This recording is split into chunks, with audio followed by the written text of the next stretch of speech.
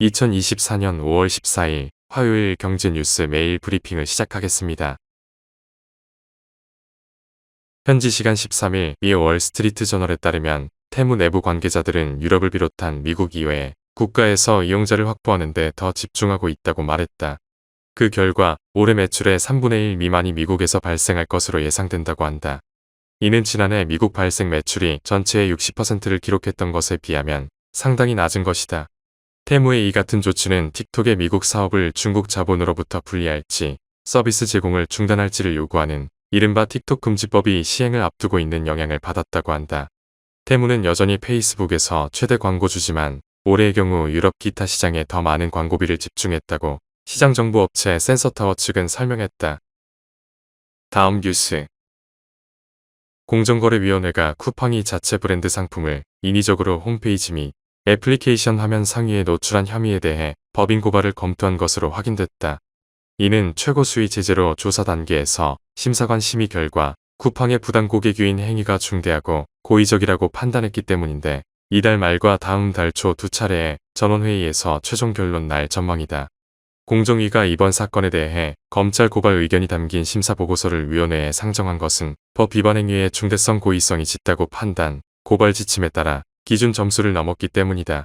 공정위는 지난 2020년 10월 네이버 쇼핑의 상품 검색 결과 노출 순위 알고리즘을 스마트 스토어 입점 업체에 유리하게 조정했다며 시정명령과 과징금 266억 3,500만 원을 부과했다.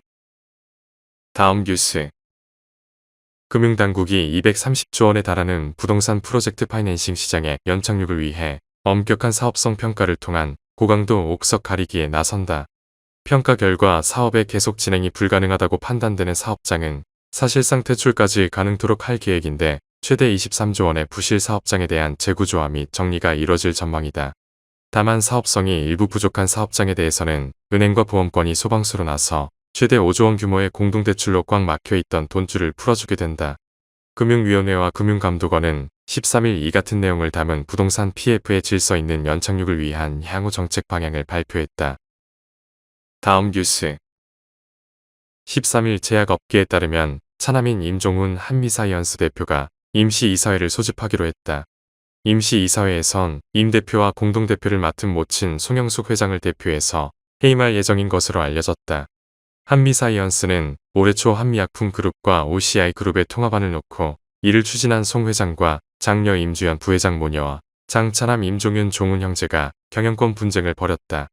형제 측이 주주총회표 대결에서 승리해 경영권을 장악했지만 지난달 4일 한미사이언스 이사회에서 송 회장과 차남 임종훈 대표가 공동대표를 맡기로 하면서 가족 간 화합을 강조했다.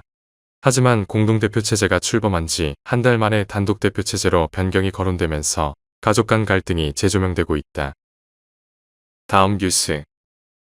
미국이 중국산 전기차에 대한 수입 관세를 기존 25%에서 100%로 올릴 계획인 가운데 중국 전기차 업체 지커가 지난 10일 미국 뉴욕 증시에 상장했다. 지커는 상장 당일 34.6% 급등하며 2021년 이래 중국 기업의 최대 미국 IPO 기록을 세웠다고 현지 시간 12일 영국 파이낸셜 타임즈가 전했다. 폴라 캐피탈 차이나 스타펀드의 수석 펀드 매니저인 제리우는 투자 심리가 개선되면서 성장 산업에서 중국 기업의 IPO에 대한 선호도와 수요는 이전보다 나아질 것이라고 전망했다. 하지만 그는 중국 자동차 시장의 경쟁 격화와 유럽 미국의 전기차 보급률 둔화로 인해 투자자들은 더 낮은 밸류에이션을 원할 것이라고 덧붙였다. 다음 뉴스. 삼성전자와 SK하이닉스가 최근 열린 기관 투자가 대상 기업 설명회에서 올해 일반 D램과 고대역 폭메모리 가격이 떨어지지 않을 것이라는 낙관적인 전망을 내놨다. 현장에선 기관 투자가들이 HBM 계약 현황과 관련해 질문을 쏟아낸 것으로 알려졌다. SK하이닉스가 최근 2025년까지 HBM을 완판했다고 선언한 것을 확인하기 위해서였다. 삼성전자도 HBM을 완판했다고 했다. 삼성전자 관계자는 판매 상황은 경쟁사와 비슷하다며 수급 상황을 고려할 때 2025년 공급 과잉 상황이 벌어지지 않을 것이라고 말했다.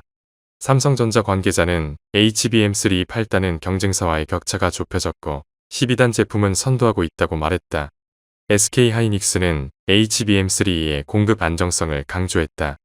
SK하이닉스 관계자는 고객사가 가장 원하는 건 현재 납품하고 있는 HBM3 8단 제품이라고 강조했다. 다음 뉴스. 최근 일본 외식 기업들은 해외 출점을 확대하고 있다.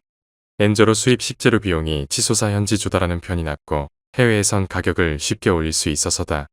니케이는 일본 외식 대기업의 해외 점포 비율이 지난해 기준으로 처음 40%를 넘겼다고 보도했다. 지난해 기준 일본 외식 매출액 상위 10개 해외 점포 수 비중은 42%에 달했다. 이는 코로나19 확산 전인 2019년 29%에 비해 13%포인트 상승한 것이다. 신문은 외국인 관광객 증가로 일본의 음식 문화 인지도가 높아지고 있는 가운데 외식의 해외 전개가 확산하면 일본의 식재료 수출을 뒷받침하는 선순환으로 이어질 수 있다고 강조했다. 해외 출점 흐름은 올해도 이어지고 있다. 올해는 요시노야 홀딩스가 규동점 요시노야에서 125개의 출점을 계획한다. 지난해 같은 기간보다 9% 상승한 것이다. 규동점 스키야로 유명한 젠쇼도 전년과 비슷한 약 600점포를 계획하고 있다. 다음 뉴스. 넷마블은 신작 액션 게임 나 혼자만 레벨업 어라이즈가 출시 5일 만에 국내 양대마켓 매출 1위를 차지했다고 13일 밝혔다. 나온랩은 출시 당일 애플 앱스토어 매출 1위를 달성했다. 구글 플레이스토어에서는 출시 5일 만에 1위에 오르면서 양대마켓 매출 1위를 석권했다. 또한 동시에 구글 플레이스토어 누적 1000만 다운로드를 돌파했다. 싱가포르, 프랑스 등 글로벌 15개국에서는 구글 플레이스토어 매출 톱10을 기록하기도 했다. 출시 첫날 매출 140억 원, 1일 활성 이용자 수 500만 명을 달성하는 등 긍정적인 성과를 기록하고 있다. 한편 나온랩은 글로벌 누적 조회수 143억 뷰를 기록한 나 혼자만 레벨업 지식재산권 최초의 게임이다. 다음 뉴스. 하나은행이 고시한 5월 13일 오후 11시 36분 원달러 환율은 1367원입니다. 시청해주셔서 감사합니다. 더 좋은 영상을 위해 구독, 좋아요 부탁드립니다.